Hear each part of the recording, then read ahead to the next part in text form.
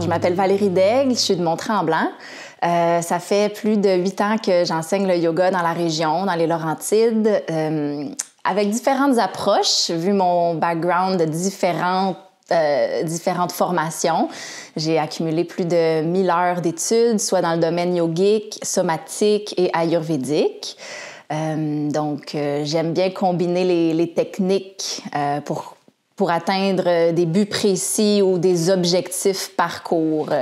Donc, c'est ce que je fais avec mon yoga intentionnel.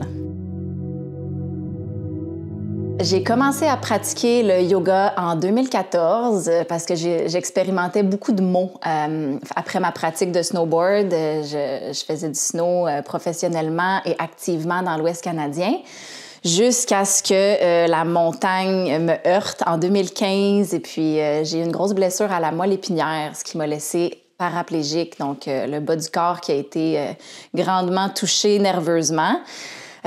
Après ça, j'ai vraiment rentré dans une pratique plus sérieuse et assidue, si je peux dire. Puis j'ai appris à utiliser les bons outils au bon moment. Fait que j'ai commencé vraiment avec du yoga restaurateur pour désenfler, alléger les douleurs, puis commencer à me réapproprier un petit peu mon souffle dans mon corps. Et puis, graduellement, j'ai exploré différentes techniques.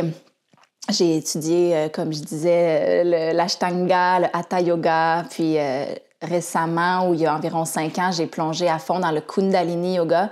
J'ai découvert une grande puissance dans cette approche-là. Et puis, je me fascine à la découvrir encore. Tu sais, en yoga, on ouvre une porte, puis on en ouvre encore toujours plus. Il y a comme pas de fin là, à ce qu'on peut découvrir dans cette pratique-là. Alors, c'est fascinant.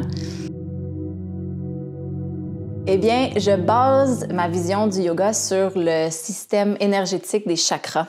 Ça m'aide vraiment à naviguer pour comprendre le système énergétique dans le corps puis choisir comment j'ai envie de naviguer dans ma pratique, dépendamment de quoi j'ai besoin.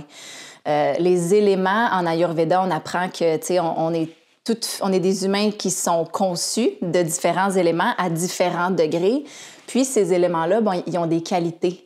Et donc, quand on apprend à déterminer, par exemple, nos émotions, nos pensées ou les maux physiques qu'on peut expérimenter par des qualités, on est en mesure de les équilibrer, soit en amenant plus d'une autre qualité, moins d'une autre qualité. Tu sais, on apprend à naviguer au travers des éléments pour essayer de les harmoniser dans le corps. Donc, chaque chakra est lié à un élément. Et à des organes, à des émotions, à des états d'être, à des courants énergétiques aussi. Donc, c'est fascinant de comprendre le système énergétique pour pouvoir l'équilibrer puis utiliser les bons outils au bon moment. Eh bien, le mot racine en dit long. Les racines, c'est notre ancrage, c'est un élément qui est dense, lié au chakra racine, la terre, un sentiment de calme à l'intérieur de soi. Et donc, toutes ces qualités-là sont liées à Apana Vayu. C'est les chakras inférieurs dans le corps, dans le triangle inférieur. Et donc, pour aller renforcer nos racines, on a accès à différents outils.